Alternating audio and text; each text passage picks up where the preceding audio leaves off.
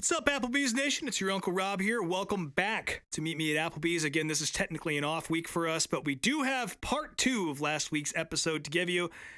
This conversation fucking rules. We got Stacy Gioia back to continue telling stories about her family's history at Oswego and all sorts of just... It's a great conversation. So I hope you guys out there, especially the NASCAR fans listening, found a new hobby over the past week. Maybe you picked up pickleball, or you're trying to work your way through all the different 99 bananas flavors. Whatever it is, I hope you're having a good time. We'll be back to racing real soon. Or just watch fucking short track racing, because that shit doesn't stop for the Olympics. But anyway, without further ado, here's part 2 of our episode featuring our good friend, Stacy Gioia.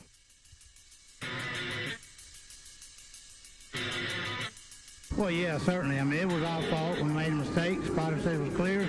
I wasn't clear, and, you know, I didn't want to tear my car up, tear his car up either. I respect everybody, and I demand respect. And, you know, I apologized to the guy when he came over the car, explained to him what happened. And then he took it to another level when he started calling me an idiot and whatever else. And I don't appreciate that. I'm not going to take it. I told him how I felt. I called him out. He didn't show. You know, and so, you know, I'm good with it if he's good with it, but I'm not going to be disrespected by no means. Yeah, I guess I had a dinner date at Applebee's last night that I didn't find out about until it was too late. It's a shame. Love their riblets and boneless wings, but... Yeah, I don't really totally know where to start with here because, you know, the Gioia family's been around racing since the 60s, right? I mean, your grandfather raced and your dad and everything. He never raced. He was a car owner. He came he was home just an owner. one day with a race car. Okay. And my dad was 9 at the time. That's awesome. Mm-hmm. And he was a fabricator. He actually used to build his own motors. Mm-hmm. And then they always just had like random drivers until 1973. Yes. When my dad started driving. That's one of the things I thought was funny from the one little interview that we watched of your dad was your dad didn't want him to drive, but your dad, his dad didn't want him to drive, but his mom, your grandma, was all for it, which I thought that's, you know, you never hear of it that way. It's always the other way around. My grandma was a racing fiend. Just like Nima. Like, Racing grandma. She loved it. Well, I have a question about her later. My grandma or his grandma? There's a lady that makes an appearance in the video that I was curious. Which one, the race? The race video after. Oh, well, yeah, we'll get to that. Yeah, we'll get to that later. Okay. Yeah, no, she loved racing, like, was the biggest supporter. There's a really famous story. In 1976, my dad won the Classic, which is the Labor Day weekend race, and she had been at the state fair the day before, and you can, like, print fake newspapers, and she printed one that says Steve Gioia wins the 76 Classic. That's awesome. I found that picture on Google when I was looking for pictures of your family. So that's fake. That's amazing. They actually put it on one of the signs, because the street right next to the track is called Jim Champagne Boulevard, after one of the great drivers that was killed there. And then, like, going the other way, they also put signs with, like, important moments in history or whatever, and my grandma holding the paper is on that too. That's awesome. Does that paper still exist somewhere? Is it framed somewhere? I hope it is. I bet my aunt has it. Ah, okay. Well, so yeah, speaking of your aunt, so I mean, aside from your grandparents and your dad, obviously, I mean, your whole family has had some sort of involvement. We've talked about your brother racing. I know you said your aunt, she made signs and stuff. Is that what you said before? Yeah. So she started out hand painting race cars and signs.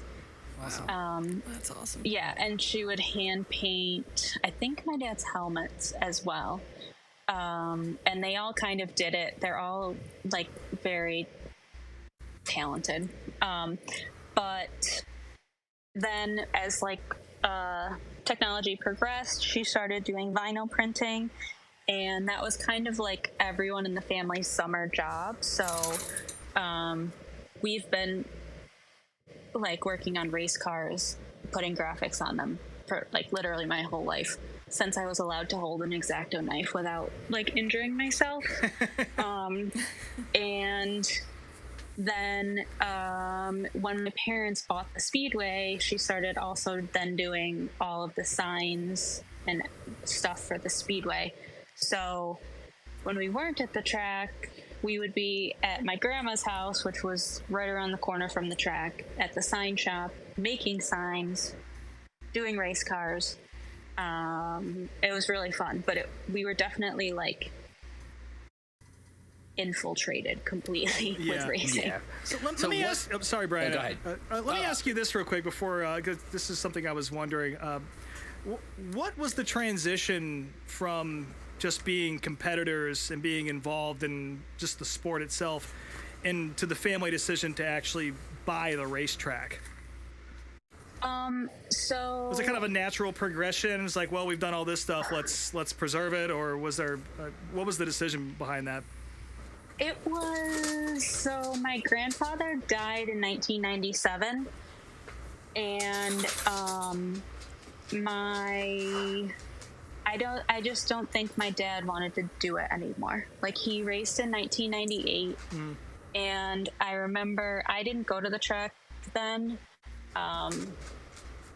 but I remember like the first race of the season, he finished either second or third, and I remember we all went to a diner. Like, they picked me up from my aunt's house, and we all went out, and it was like a late night. We're all hanging out, getting food, and it was like a really great moment. Then he quietly retired at the end of that season. Like, didn't make a big fuss out of it, just Stop. didn't ever get back in a car again. He's never been in a race car since. No kidding. People have asked, he's never touched one.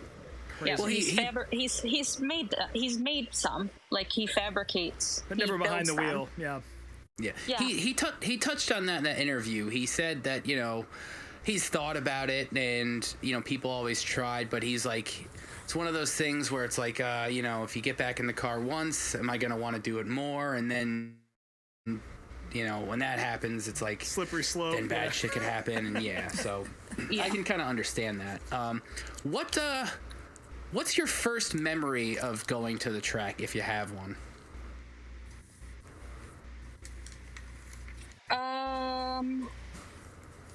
I don't know. I think honestly my first memory of going to a track would be Daytona, because Yeah, we that's used to fair. go down there for the 500. I think I was 3. And that's when I met Bill Elliott in McDonald's Nice. by the track. And my grandparents would go down for it every year, and we had friends that lived nearby. So I remember that. I'm not sure about my first memory at Oswego, honestly. And now it's going to be so morbid. But Should I pour myself another drink? Yeah. yeah, when my grandfather passed away, they brought him around the track one last time. So like everyone did a lap around the track, and it was like a really big deal. So that's probably it. But I'm sure I was there a lot before. It's just that nothing sticks out. No, wait. So I'm trying wait. to. Oh, go ahead. How did they take him around the track? In the hearse. Like, in the hearse, okay. I was like, did they strap him in a car? What are we doing here? Like, how morbid are we? Yeah. They, That's amazing. Some sort of though. I love encased that in that glass they thing. Yeah. took him one more lap. That's amazing. Yeah. yeah, and I called him my uncle, but he was a really close family friend. He was on my dad's pit crew. He passed away last year, and they did the same thing. And then they actually spread some of his ashes at the track too. Awesome. So I love that. That'll be in my will. Yeah, Drive me that's around for Lebanon sure in my Valley will. one more time. Yeah. So I'm trying to think. So No. your dad retired. Your dad retired in '98. How old were you when he retired? 8 or 9. Okay. Yeah. So And then we owned the tire business then. So that's how we kind of stayed involved in racing. Yeah, your dad said something about he was selling Hoosiers. I wasn't sure if he was like the Hoosier rep or something at that time, but I guess that makes sense. Yeah, he was the distributor for ISMA and Supers. So we would pack a trailer full of tires and attach it to our 1983 Winnebago, and we would travel to all the ISMA shows. That's great. Okay, so that's when you told me you remember going out to Sandusky and stuff. That was probably in that period, right? Because I'm assuming you probably weren't traveling out there. Okay, yeah, that makes sense. I mean, Dad raced out there a ton, but we were doing the tires. We called it Sandusky because it's disgusting and dirty. Like the pits are outside of the track. It's just dirt. Yeah. Yeah. I still have not been there, even though it's like an hour away. It's just. It's in like a backyard. It's so weird. Yeah. There's so much dirt around here. I'd rather go to dirt tracks than asphalt. Mm-hmm. It's next to a cornfield. Like, that's every single track in Ohio is next to a cornfield. So. But my aunt told me a funny story a couple weeks ago about how my dad was in the lead at Sandusky one year, and some guy got into him, and it was this guy that's taken him out like many times. And so my dad took a full Gatorade and like went over to him and dumped it over his head.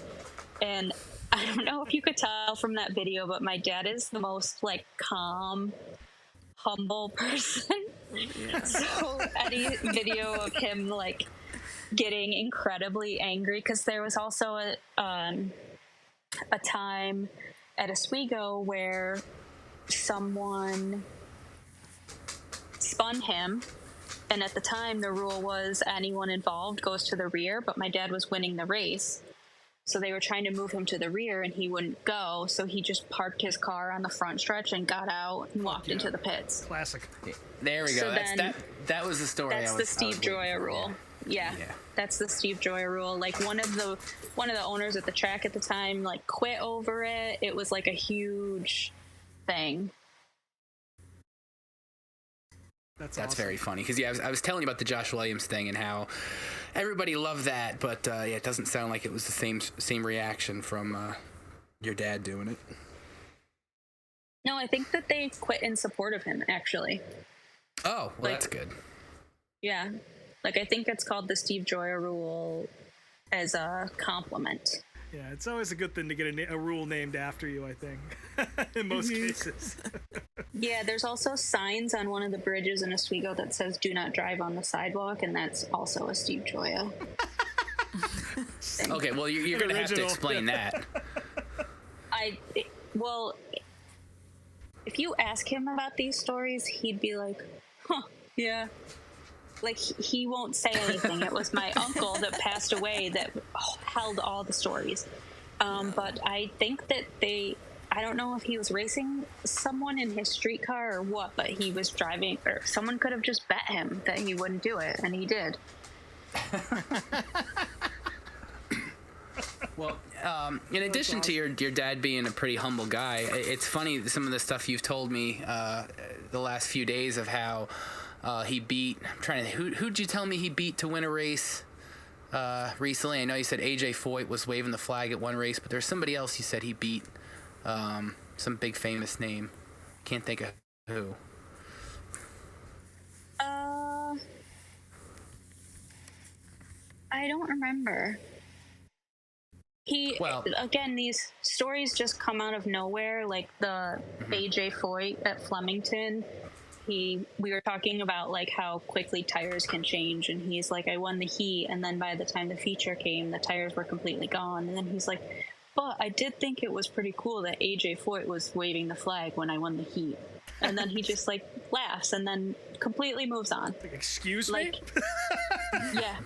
Yeah, no, same, very similar. They used to go to Watkins Glen for Formula One. He said it was like $50 and you could go right in the paddock. There was no restrictions. Oh, wow. And so he was walking through the Ferrari paddock, and this guy comes up to them and is like, "Can anyone here paint?" And the friend that he was with was like, "Steve can." And they're like, "All right, we need you to paint Mario Andretti's name on his car." This was shit. the story I was talking about. Yeah. Yeah.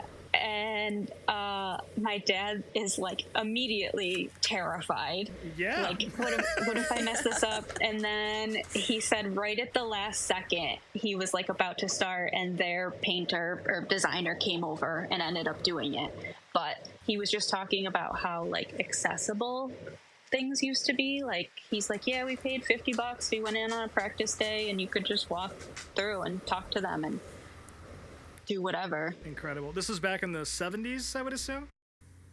Yeah, either 70s or early 80s. They used to go, actually, my mom told me that one time they stayed in Joe Gozik's parents' van. No shit. And just slept in there. Yeah. And then one time the Hells Angels were there. I told Brian about that. That checks. That was like not a good vibe for them. They weren't super happy with that, and they like set a motorhome on fire or set a car on fire. It was like, Jesus. Sounds yeah, about right. kind of. That sounds like 70s Watkins Glen for sure. But again, you're just like chatting with your parents, and then they're like, "Oh yeah," and then there was the time the Hells Angels were there, and you're like, "What?" Like all this lore that just like falls out randomly. So this is a personal question for you. Is this sort of where your love of Formula One came from? Hearing all those stories from the old days, or no? Honestly, no. I like purposely avoided Formula One. Yeah.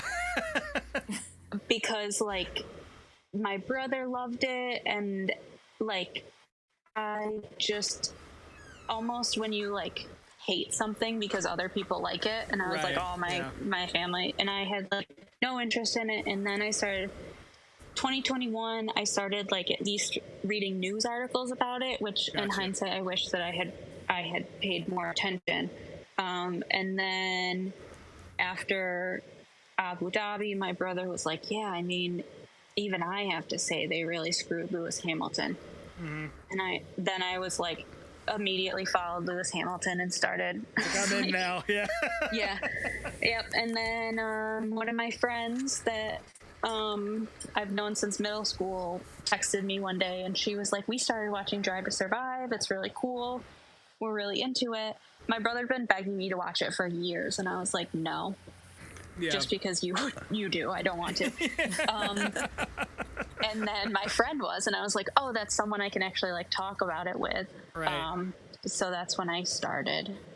Oh, nice. No, I didn't realize this. I thought you were just a natural, like, transitioned into F1 fandom over just being around racing forever. No, it was kind of a thing where like we always watched NASCAR growing up, and like the Indy 500 obviously, but for one, Formula One wasn't super accessible. Oh God, no. Yeah. And for two, like the joke always used to be, you watch the first corner and then you don't need to watch the rest of the race.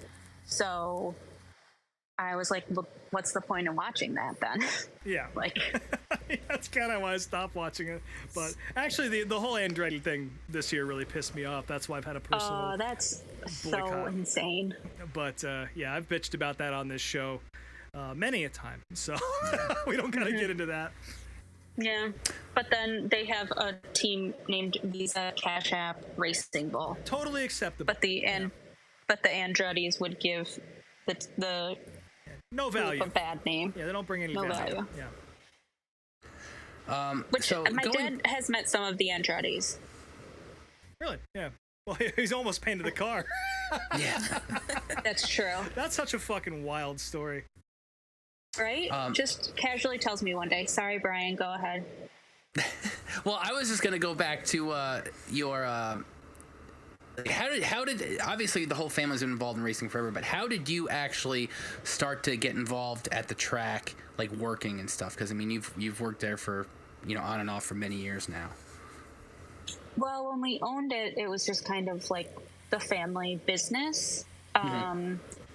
But I like answered phones in the office and stuff, which is also funny. One of the reasons I love Otto Sitterly so much is because he would call the Speedway and he would know it was me answering. Like, he knew me just by voice, and he'd be like, "Hey, Stacy, how are you? What's going on? Like, blah, blah, blah. Is your dad available?" So for, like, ever, he's just always been a very down-to-earth person. But then when we sold the Speedway, there was a lot of bad blood, and it was very messy, and it was a bad partnership, basically, and my dad's business partner kind of just went insane, and he stole a bunch of our money and like really kind of ruined it. Like, he wouldn't let my mom work there anymore, stuff like that. So it was hard for a long time, but my brother was still racing, so we would go and, you know, just hang out in the trailer. And then I think in 2017, my dad, under the new owners, became the technical director. And for the last couple of years, I've helped him out Labor Day weekend with the big race, just doing anything. And then this year, I've gone to pretty much every race.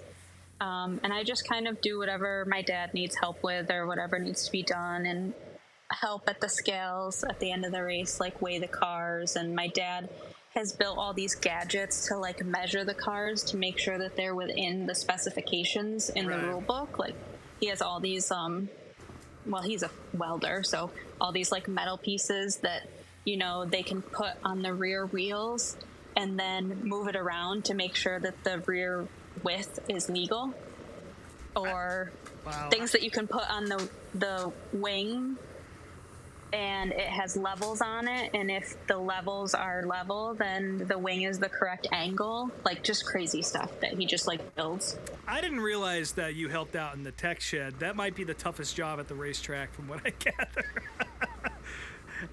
Yes, and I learned first, well, last classic and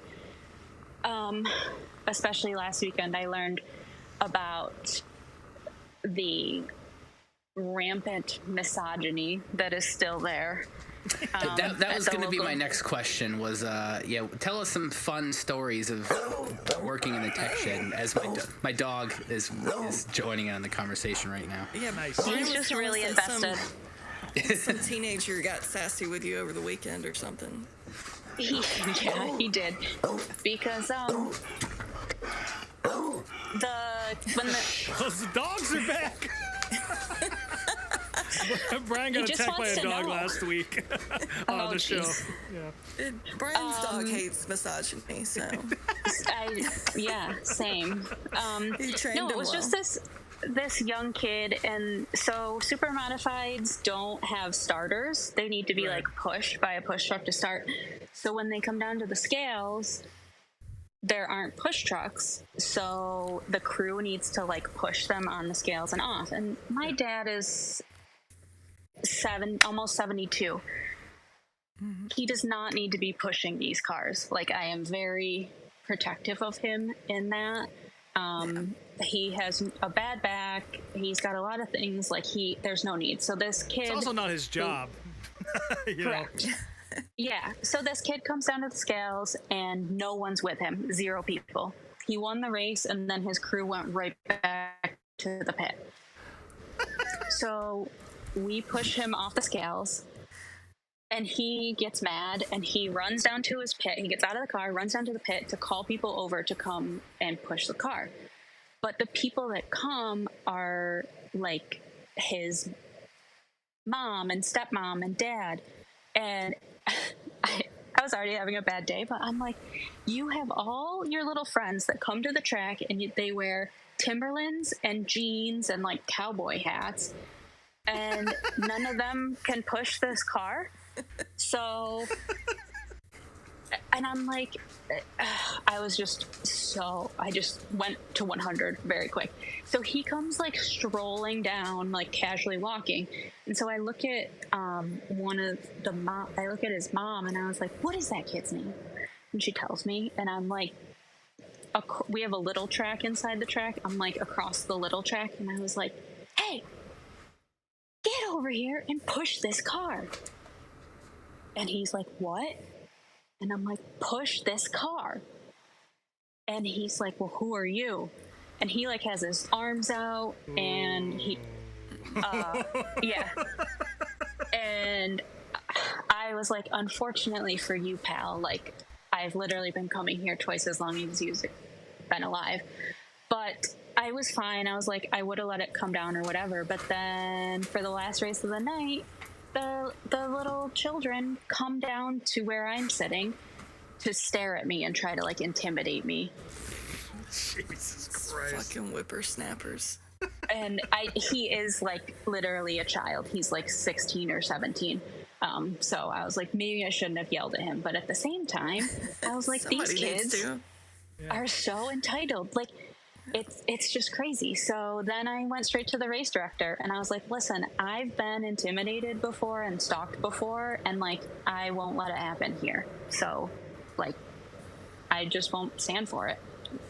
And they were like, yeah, no, I absolutely agree. So I don't know what'll happen. But then like, in addition to that, there was also a car that was like 90 pounds underweight. Ooh. Which is like a lot of weight. Yeah, that's not an insignificant amount. Yeah. We like moved it off, moved it back on, like 4 times underweight. And so the race directors had to come down and like talk to him, and my dad was talking to him, and I don't know exactly what he was saying, but I heard him be like, well, does your daughter have it written down? Ooh, yeah. And I was like, yeah, I mean, number one, yes, I do. But also, like, I am smarter than you, so I can know how to read a scale. 90 pounds. 90. Yeah, and he's like, he's like, yeah. The same weight as the kid who yelled at you earlier, you know. Basically. And then, like, last year, one guy was fighting with my dad because they didn't want to change something on their car. And so I said, he's like, well, the rule book says. And I said, well, my dad wrote the rule book. And he's like, well, we're not changing it. All right. And I was like, then I'm not giving you an inspection sticker. Yeah, be illegal. And he looked at me and said, I wasn't speaking to you. Jesus Christ. So and dumb. I was like, it's so dumb. I went like straight to 100, and this is like a grown man, like older than me. Yeah. And I was like, being a woman is so fun. And then my brother was like, well, you haven't earned their respect. Well, but then the next day, when I was talking to my parents about it, my dad was like, he hasn't earned their respect either, but he's still running his mouth. So they go back to the car, and the car had already been changed. So this guy started this huge fight for nothing. Yeah. To try to like prove a point. But yeah, I still see him every week, and I'm like, hey, dude, like, you still don't talk to me, but maybe you should. Yeah. That's brutal. That is so brutal.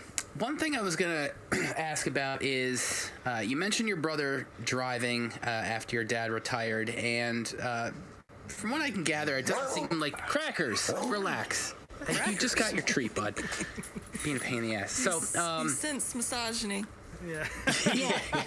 Crackers is a feminist. Crackers has sense of misogyny. He likes women more than men. So, Yeah. So anyways, your brother got into racing after your dad retired, and you know, from what I gather, it doesn't sound like your dad ever really had any crazy injuries or anything like that. But your brother, however, did, and Just concussions. I thought he said he broke his back though too. No, my dad only had concussions. Okay. So Pretty much. But your brother, though, like, talk about he had that crazy wreck that his career was over anyways, but he had this wild wreck in his last race. And how did that affect the family? I guess, like, how did you guys all handle that? Well, it was terrifying. I actually will back up a little bit though, because 2 years or 3 years before my brother broke his legs, it was Labor Day weekend. There's a theme here. And it was raining. So they put like passenger vehicles on the track to dry the track. My dad and I had to run and get a part for someone. And we were waiting to cross back into the pits. And one of the cars like needed gas, so it just like swerved suddenly to like get out of the line it was in, and it hit another truck, and the truck came through the open gate that we were standing at. And I looked at it and I was like, oh my God, I could die right now. So I jumped up against the wall as close as I could, and the truck turned and it hit my dad. And one of the employees kind of jumped in front of it to like help my dad not take the brunt of it. So it launched my dad into the steel wall behind us, and it fractured his hip and it tore his rotator cuff. Jesus. And then the van that started it all hit right on the other side of me. And I was, I think, 15 or 16. So I was like, what do I do? And I heard someone screaming, and I was like, I guess that sounds good. So I started screaming. And then, like, my brother was over there, and the woman behind my dad was holding a crock pot full of spaghetti and meatballs. So everyone thought that, like, my dad's guts were laying on the floor. And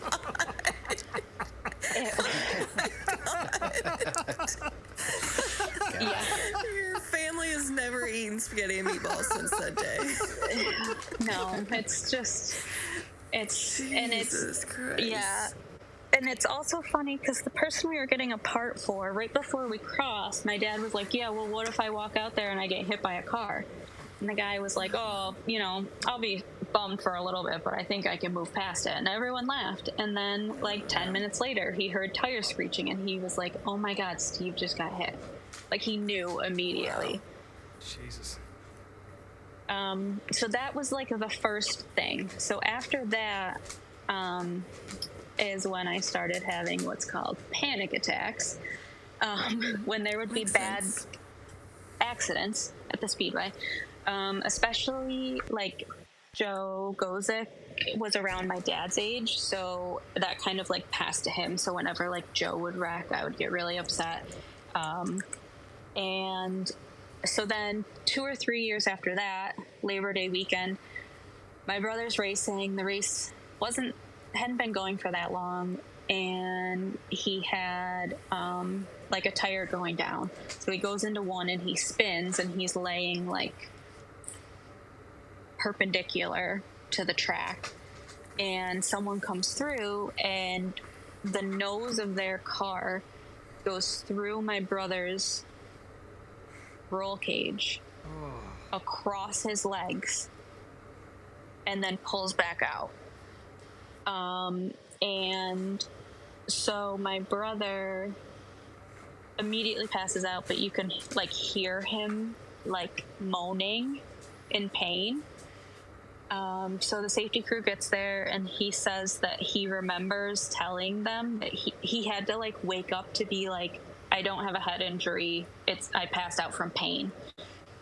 So everything stops, and then my dad actually had to take apart parts of the car because his right kneecap was severed, so he couldn't use his leg anymore, and he was like strapped in to the throttle. So they had to like take it off, unlace his shoe, and then they had to pull him out of the car. Then they couldn't give him anything beforehand, so they're like, sorry pal, we just gotta pull. So they pulled him out, and then they actually helicoptered him to our like trauma center in Syracuse, who first said that there was nothing wrong and almost sent him home. And then he needed to have blood transfusions that very night. I'm like, he's sitting in like the trauma ER and his legs are elevated, obviously. And he keeps talking about like changing the right rear. I'm like, my brother thinks he's a race car right now. And you are telling me that you don't think something's wrong. He's fine. So they're like, they said it was just like, yeah, they said it was deep muscle bruising. And so we were trying to figure out how to get him home. And then my mom was like, you're just going to do the imaging again. So they're like, okay, we found like a small fracture, so we'll admit him. So it turns out that number one, he needed like multiple blood transfusions that night. And number two, his left femur and tibia were broken off at the knee. Oh my God. And his right kneecap, everything was severed. And it was floating in his thigh. So he had to have surgery on both, go to short-term rehab, learn how to walk again, like all that jazz. Holy shit. And then, yeah. And I think it was hard for my dad because my dad had never been injured terribly. So, like, for it to be his son that got hurt, like, it was very difficult for him. I can't imagine, yeah. And then also, if it had hit him like a foot back, it would have just gone through him. Like, so, trauma. Yeah, I'll say. But then my brother did eventually start racing again, and he raced a few more seasons that I was like fully Xanaxed out for. Like, couldn't even walk into the speedway without taking something. Right. Yeah. And then I was living in Syracuse at the time. I didn't go to one race. It was like the last race of the season. He wasn't going to race anymore after this. And his girlfriend calls me crying because he got in an accident. And she's like, he's screaming, like, I don't know what's going on. And long story short, he like hit the wall. Like, the car moved sideways, right? So he was like on all four, but like moved to the side. I don't really know how else to explain it, but it was so severe that it compound fractured his arm through his fire suit. Holy shit. And dislocated his elbow. And then, so we were back at the trauma hospital. And it was actually the same doctor that did both surgeries. When he walked in, he was like, you didn't stop racing, did you? And my brother was like, this was my last race. Sure. But yeah, so he had to have that repaired. And then we were sitting there and they were like, did neuro come to talk to you about like the fracture in his back? And we were like, no. And the nurse was like, oh, okay, well, I'm sure they'll be down at some point. And we were like, what? So he also, he had like a fracture in his back and he had to wear one of those turtle things for, I don't know, 8 weeks maybe. Yeah. But both were freak accidents. And after that one, he pretty much was like, okay, that's enough. Yeah. Wow. That's brutal. Wait, so the second accident, that was at Oswego as well, right? Yeah. Okay, yeah.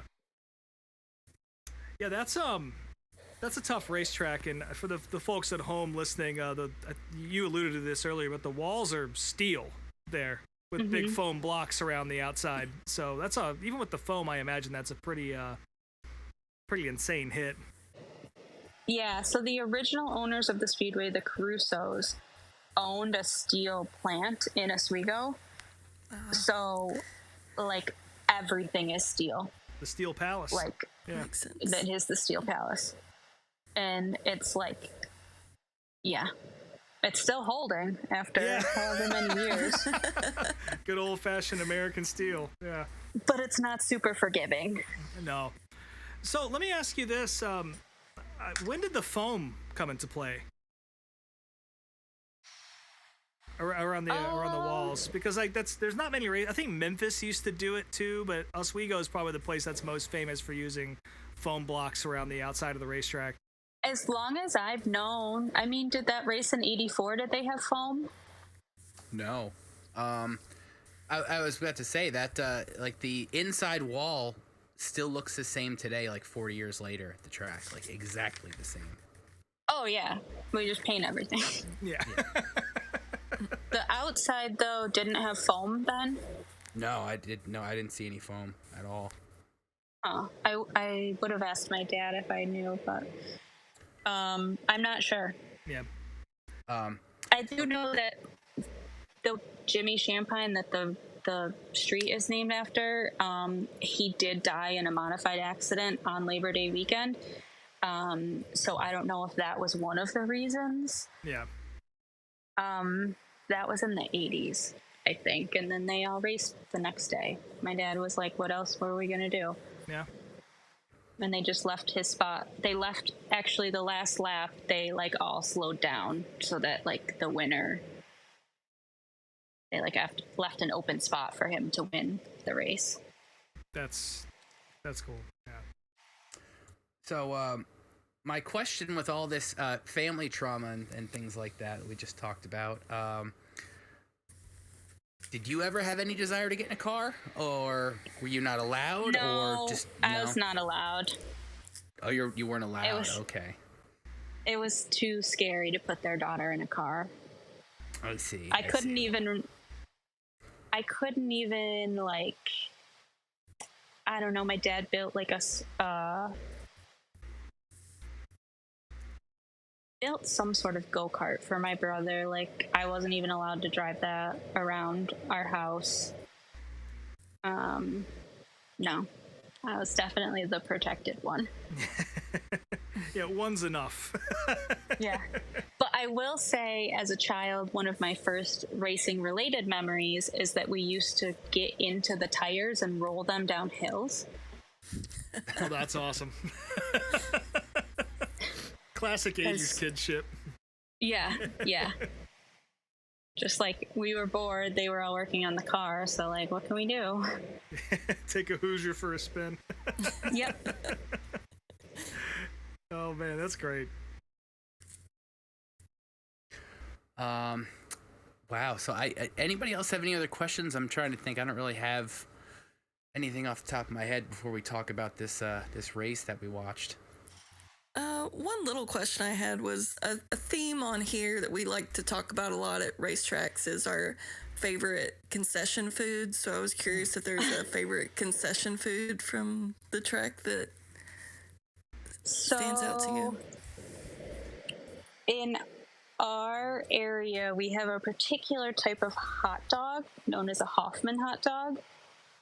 And it's like a local Syracuse, I think, type brand. And so the Speedway always sold Hoffman hot dogs, and that was always like the thing to get. It was like ranked in a racing magazine at one point of like top 10 foods, and it's literally just a hot dog in a roll. But but then like I don't know if this is common where you guys live either, but my grandma used to get French fries and soak them in vinegar. Yeah, that's a New England thing. Yeah. Yeah, I never got into that. Lebanon Valley does those, and no, thank you. It's pretty good. And I would be like a child, and I would eat one and like gag, and she'd be like, "Get over it." Trauma. She was A lot of food she was trauma so in this funny. family. She was something. She had her own seat at the track for years and years and years. That's awesome. Yeah, there's a plaque or something there for too, right? I want to say you told me about that. There's a plaque for my grandpa, because when she didn't pass away until 2018, but when we owned the track, we had plaques installed for my grandpa and my dad's business partner's father, like right when you walked in. And then they did do like a sell-a-brick type thing where you could put like in memory of someone, you could buy a brick, and they installed them around the stairs. I don't know if you saw those ones. Yeah. But my grandpa on my mom's side was also an usher at the Speedway for like decades. So it was really like all of my family. Like, yeah, everybody. True family business. Yeah. In the upstairs of my house that I live in currently, it was my grandparents, and he saved like every program. From when he was an usher. There's just like hundreds of Speedway programs up there that Brian would probably steal if he could. Oh, absolutely. Yeah. And then let me pull out this article that my uncle found last year. Historic feature win for Gioia on anniversary night. It was a 22-year-old youngster who stole the show. Gioia was not yet born when the first race was run in 1951. So he was the youngest. It set an all-time record for youth achievement at the East Albany Street site. That's amazing. So it was their 25th anniversary. Yeah, and he won his first race. And then one of his crew guys' parents lived right down the street from the track, and they were away that weekend. So he was like, yeah, let's all go to my parents' house and we can party. And it ended up being like hundreds and hundreds of people. And the parents ended up coming home at one point, and they had to park in a like strip mall parking down the street because they couldn't even get close to their house because there were so many people there. Which is like crazy to think about compared to how it is now. Like that it was such an event that he won a race that like hundreds of people were celebrating. The whole town would show up. Yeah. Basically. That's amazing. So I guess that's a good point to talk about this video. So, I mean, your dad has won so many things at Oswego, but this particular race, I mean, what was there some sort of prestige to this particular race? I mean, I know it was a 100-lap race, but I mean, what is there any significance to it, or was it? Let me pull it up real quick and see. Was it in August? Let's see here. What I gotta pull it up myself here because I can't remember either. It says June 9th, 1985. Oh, I was alive. I was not born yet. The Port City 200 is what it's labeled as. Oh, that would just be local. Oswego is known as the Port City. Okay. But I mean, this... go ahead. The thing is that's kind of hard to fathom is like the Speedway used to get thousands of fans every single week. Yeah. So it was just to celebrate. They could do big races and they could do all that stuff because they had the fans for it. Yeah, like I wore an Oswego shirt to the track Friday, and I posted a picture of it, and I got a lot of responses on Twitter from that. I was surprised at how many people were like psyched on it. Like, Lade Landon used to always mention to me that like if he brought up Oswego Speedway, everyone knows what it is. Yep. We tried to get Tony Stewart there a few different times, but it never worked out because he was always in championship contention, and they were like, he can't race in another like non-NASCAR race back when contracts used to do that. Right. But yeah, everyone knows about it. Everyone knows who Bentley Warren is. He was one of the big. Yeah. He was one of the big drivers. Yeah, I got the Bentley sticker in my refrigerator right next to me. So. He was so like. Go ahead. So. I was going to say, this particular race, I mean, Bentley's in it. You've got Richie Evans, another, huge name in the Northeast, along with Eddie Bellinger, who you said your dad, that was one of his biggest rivals at the track. Yes. The fans, it was very divided. Which I guess I can understand that. I mean, I think a lot of local tracks, they have that. You know, you'll have a couple different guys who, you know, people will root for. There'll be one crowd, like Lebanon Valley, you know, there were the Corellis fans and the Tremont fans. Like, those were the two main factions when I was a little kid, you know, so I totally know what that's like. But I mean, so this particular race, you know, your dad, he's up front, he's running in the top 5, and he spins on lap 30 and goes a lap down, and you know, you see Joe Gosick, he blows up. This is apparently before he'd ever even won a race there. I think that's what the announcer said. He was never even had a feature win at the time. And then there's another Gary Albritton. He's from Ohio. Oh, okay. You know, he's another one that. Yeah. He was leading, and he had an issue too, and he had to pull off. But you know, your dad managed to come back and had an absolutely amazing battle with Eddie for the win there. Like the last, you know, your dad got the lead with like 17 to go, but then the last 10 or so laps, just him and Eddie were just going back and forth, and really such an amazing battle. And you know, your dad wasn't even driving too dirty.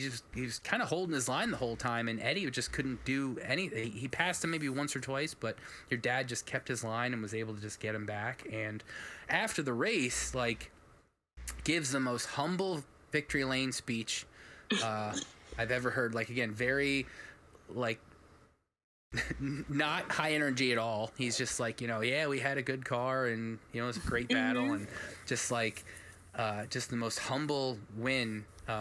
When he really, you would think he'd be going nuts. I mean, that was, I don't know what the crowd was like that day, but I mean, it was an amazing battle.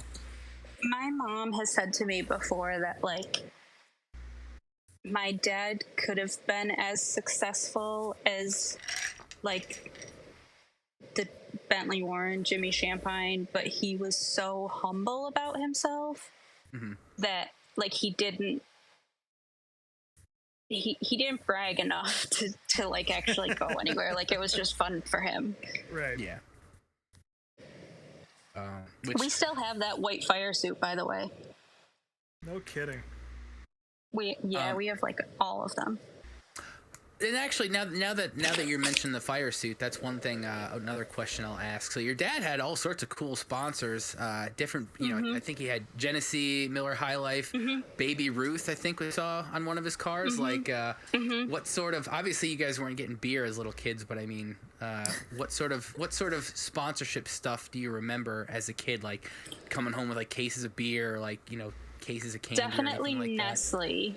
That? Nestle. So my grandpa worked at the Nestle factory that used to be in Fulton, New York, and then so that makes sense why they sponsored your dad then, right? Being kind of a local company. And then one of his crew members started working for Nestle. I don't know if it was in marketing, but he like really got us hooked up with like the Baby Ruth sponsorship, and like we always had Crunch bars. He used to bring me like one of the 10-pound Crunch bars. That rules. And the weirdest thing he ever brought me, and I still don't really remember why, he brought me a cardboard cutout of Shaq when Shaq did like a Crunch sponsorship. And so I just had this like 6'4" shadow of a man in my room, and I would wake up and like startle every single time. Oh, it's just Shaq. Don't worry about it. Yeah. And I wish I still had him. I don't have him. But yeah, so the candy is like really one that I remember, but he had a lot of cool sponsors like back in the 70s and 80s. That's cool. Yeah, That's that awesome. Budweiser pace car that they did a victory lap in after the race was incredible too. Yes. I don't know if that's something that they did every race or if that was just Usually only the big races. So I don't know if this was like a mid-season race maybe. It's not something that we do now. But oh shoot, I'm trying to back up and look at the end. Because Ashley, you had a question about one of the women. Yeah. Yes, so that's right. Yeah. After he wins and like their kind of victory lane celebration, I immediately noticed the two women come in who are wearing matching ringer shirts, because I love a fucking ringer shirt. Like, if It's I true. could turn every shirt into a ringer, I would. So I immediately noticed the two, like, precious ladies come in to the victory celebration, and they're wearing matching ringer shirts. So I didn't know if that was, like, your grandma or who those two ladies were. Let me look. Okay, so my mom is the one in the red like coat, like suit jacket, and she has white. I bet that the ones you're talking about were my aunt, my dad's sister that did the signs, Okay. and I don't know, probably my grandma. I saw my grandma at one point. Let me go back.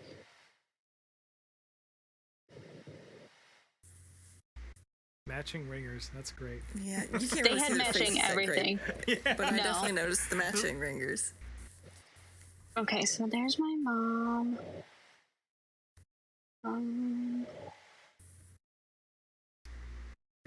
While we're looking at that, I just got to say this channel, Northeast Racing, that this video comes from is fucking incredible. Yeah, we've featured them before. I mean, they're one of my favorites. Tons of Oswego footage, Stafford, just all sorts of old school shit on there. So if you like this video, which I very much did, there's so much more of it. Give them a follow. And there's like one particular guy that took so many on Twitter. He just like posts pictures of my dad almost every day, and I send them to Brian because the cars looked so cool in the 80s. Yeah. But yeah, I think I can't really tell. I think it must be my grandma and my aunt. Then again, all the guys, the crew shirts are just ringer shirts, it looks like. Nobody used I fire have- suits back then. Well, no crew wears fire suits at Oswego now. Yeah, I guess that's true. But I have a black bomber jacket from the 80s that says Gioia Racing on the back, and it was my grandma's, so it says Betty in cursive on the front. Oh, I love that. That's awesome. Yeah, it's super cool. She wouldn't let me take my grandpa's, but she let me take hers, which is weirder. But I don't care. I still have it. That's great. So, should probably wrap it up because we've been going for a while now. Do you guys have any last questions for Stacy? Yeah, I got one here. So your family's been involved in track promotion for most of your life. It's obviously at least was the family business. You're talking about these giant crowds we had in the 80s. 10,000 people coming out on any given Saturday afternoon to watch racing. I know that the world is different in 2024 than it was in the 80s, but what do you think short tracks and promotion companies can do to try and light that fire again? Because, I mean, crowds are pretty good these days, at least at some places around here. Stafford draws all right. But then, again, I'll sit around and talk to the old-timers. Like, I remember when this place was packed to the gills every single, you know what I'm saying? Mm-hmm. Like, what do you think can be done to... I don't know if it's even possible to capture that sort of attention of folks, but at least to bring it to a higher level than what it is now. Well, I think it's hard because, like, when we owned the track, that was our business and source of income. Right. So and owning a racetrack is just very expensive. Yeah. Like, Sure. Everything. And I know that when they first got it, people would be like, oh, well, you just need to repave the track. And, like, that was $1 million. And that's just, like, not if it was feasible. that easy, yeah. Yeah. And then, I remember when we bought it, we stopped allowing outside food in, because before that you could bring coolers filled with, like, whatever you wanted. Right. And people were really mad about that. But then we're like, do you go to a NASCAR track and bring a cooler full of beer and sandwiches and all that stuff? You do. Do you still? Okay. Yeah, a lot Well, of them. yeah. Some, well, that's- some yeah, do and dude. some don't, but that's the thing. Like, that's a rarity of in them the do, sports though. world. You know, Yeah. where That else makes can more you sense bring your for own? NASCAR? They've got those tracks have a shit ton of money. They Yeah. Yeah. I think I can think of maybe one or two short tracks where that's still a thing you can do. Okay, well, you can delete this part then. No, but it's fair though. I mean, like seriously, what major sporting event or any sporting event that you can just bring your own shit into? It's not a thing. Yeah. Yeah. And to be honest, short track pricing is so cheap. I mean, again, even today, like or this weekend, Except for I think Stafford, jeez. it was $3 beers. It's like $3 beers, and I think I paid $8 for a big basket of fries and chicken tenders. Like that's not bad. Like it's not unaffordable. No. It's just a tough balance because everyone thinks that they know how to run the track better than you, Right. right? So you make hot dogs $3 and they say, well, they should be $2. Yeah. You know, increase ticket prices and people complain about that. Right. You have to take a break because there's one point in the night, Brian, I'm sure you can remember where the sun hits directly on the front straight and it would like blind anyone. And they're like, oh, they just want to sell more hot dogs. They're just Yeah. It's definitely a damned if you do, damned if you don't business for sure. yeah. So I think that part of it is there's not the same interest. For sure. I think part of it is that when my dad was racing, it was a bunch of guys scraping together money that the cars were more comparable than today, where like the guys with a lot of money can spend a lot more. Right. And then like the local guys that are just bringing up a car aren't as competitive, don't have as much of a chance. They're trying to kind of address that, but it's really difficult. Yeah, That's a problem throughout every type of short track racing, though. I mean, every single discipline. I think you can just say racing in general. Yeah, really. Yeah, like Formula One had to do a budget because people couldn't compete with Mercedes. Yeah, and the Red Bull catering budget came into play. That was Yeah. But yeah, accounting. it's like, I don't know. It was something we constantly were trying to figure out. Yeah, And I don't know that we came up with a solution. Yeah, I mean that's a hard question for sure. And the funny thing is, like, you get a lot of these complaints from people that have been going forever, and it's like, it's because they're in this bubble and they can't accept little changes. Whereas, again, if you look at it from the outside perspective and you compare it to all other sports and other forms of entertainment, like going to a race is still fairly affordable. Whether it be a short track or even NASCAR, like, I bought 2 pretty good seats today for Michigan for $60 each. Like, it's not that much compared to even just a normal baseball or football game. And the thing about a local track is, like, on Saturday we had an autograph night. So all the drivers' cars went out on the track. The drivers went out. They signed autographs for all the kids. One of the teams did a bike giveaway where they got like 70 bikes that they were able to give to kids that were there. Oh, that's awesome. Everyone gets to meet them. Like, it is a really great experience. So I don't really One know. kid at the track wins 70 bikes. Yes. Yeah. Yeah. They did like a big wheel race for the kids. So yeah, they do that at raced from- Stafford. Yeah. Yeah. Yeah. So, I don't know. It is a really unique experience. Yeah. And to go back, I want to give you an example of my dad. To this day, if someone comes up to him and asks for an autograph, he'll say, "Why?"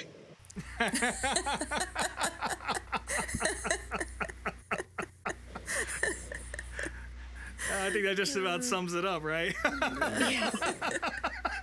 Like, that's just the type of guy he is. Man, that's awesome. Yeah. So I think we got to wrap it up here because we've been going for shit over 2 hours now. I think we all got to go to bed. Yeah, I have soon. to work at 7. Yeah, so do Yeah, I. yeah, so this we is gotta the get off longest this. show in Meet Me at Applebee's history, but Yes, I honestly, think it is. I've enjoyed Sorry, every I'm a minute of it. yapper. Oh no, you're good. No, this Totally has good. been this has been awesome, and thank you so much for coming on tonight. Again, like anytime we get to crack into short track history, and especially with someone who has as much blood in the game as you do and your family does. It's awesome to get to have these conversations. So thank you very much. No, I appreciate it. I really enjoyed it, and I'm here whenever you guys want me to rage about Formula One or asphalt or really any of it. Oh yeah. Maybe later on in the year, maybe around Classic time, we'll have you back. But, Yeah, when you guys come to watch Classic, we can. Yeah, I might have to do that. I was looking up how far Oswego is from me, and it's about 5 hours, so I can make that happen. That's not too Yeah, bad. we used to do it the opposite way for races all the time. Yeah, I mean, fuck, I'm Call flying to Landon Eldora Cassidy. and shit He like that. I uses, can. private jet. That's a good idea. Yeah. You think Landon can give me a ride up there? Yeah. Oh, shoot! I forgot to tell the best story, which was, damn it. See, this is Brian. This is why I texted you things so I wouldn't forget. Like, I was probably 18, so it was like 2 or so years after. I think it was his first season in NASCAR, and he called me, and he was like, "Hey, we're in Watkins Glen. You should come for the race." And I was like, oh my God, okay, let me like try to figure it out. He's like, yeah, you can stay here, blah, blah, blah. And my parents were very strict growing up. They would not let me. Oh. And to this day, I tell them that it's their fault, that like I missed my trophy wife status, because if I could have just gone to Watkins Glen. Well, let's be honest Speedway here. could have had TVs in the urinals like Stafford. You wouldn't have been a trophy wife if we're talking about actual trophies. So there's that. So. Yeah, that's true. Just the wife, yeah. So. Just like, Yeah, just a wife, just a wife of a rich trad crypto wife. bro. There you go. Yeah.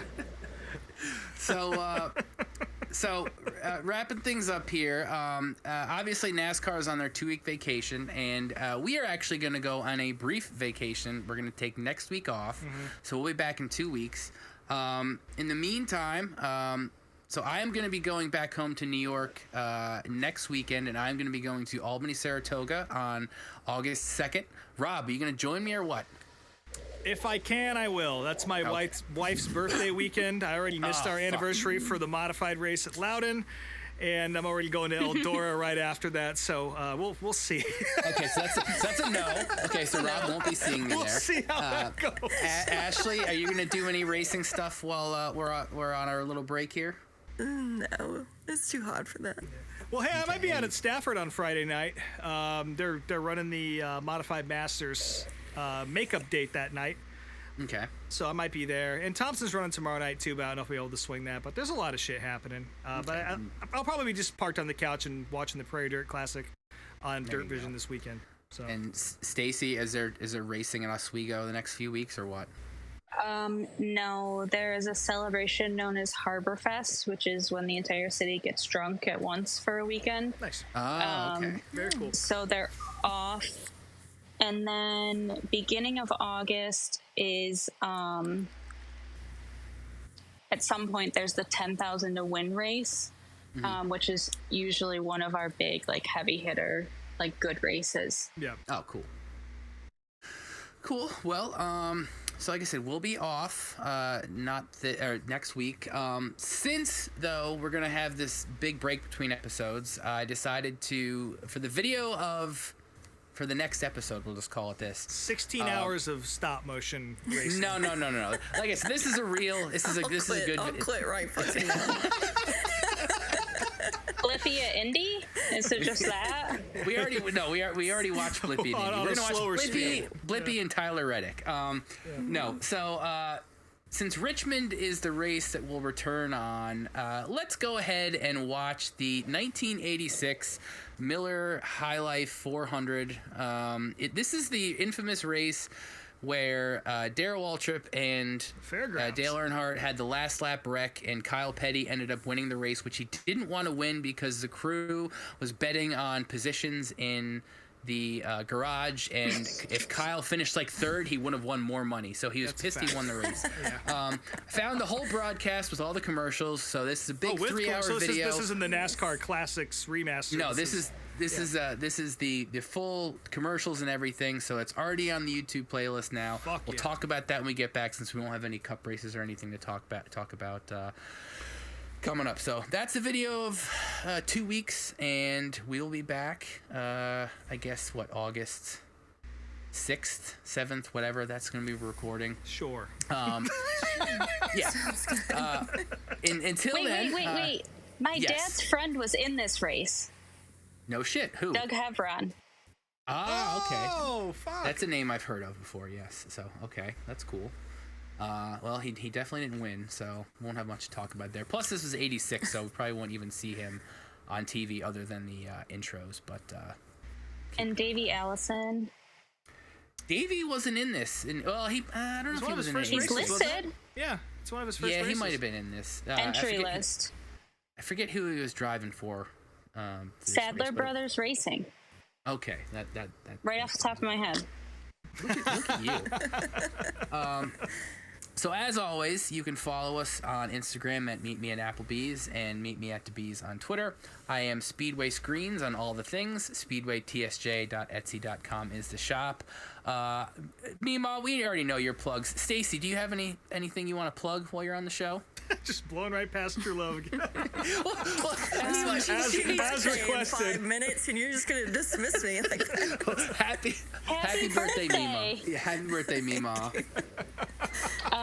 No, I don't have anything to plug.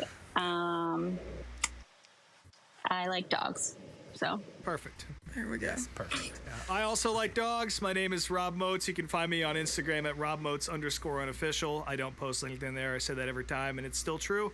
My band's called These Wild Plains. I don't really have anything coming up with them, but I am recording a new record with Brady Heck this weekend. His band Holy Roller fucking rips. He's doing a solo record. By the way, check out the new Holy Roller record. It's really good. And also just a little personal note here. My brother-in-law just texted me that he bought the nose of Brad Keselowski's Xfinity car from Charlotte in 2014, and that was the first time we ever actually hung out together, like kind of one-on-one. And that's really cute. Brad won that race, so yeah, it's going to be hanging in his garage. So that's really fucking cool. It pops up on the internet once in a while, and now it's my brother-in-law's. So. And by proxy, it's sort of mine, too, because I will claim emotional Family ownership rights. over it. Exactly, yeah. But that was a nice little thing. But, yeah, again, thank you so much for coming on, Stacy. This has been a lot of fun. Thanks for having me. I'm glad. Thank you very much. Cool.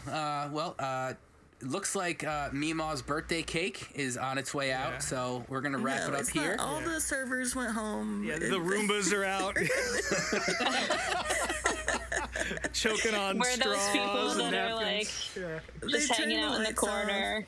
Yeah, All right. we're getting the looks. Y'all, well, Yeah. Absolutely. all right, so thanks for joining us once again at Applebee's, and we'll talk to you in a couple weeks.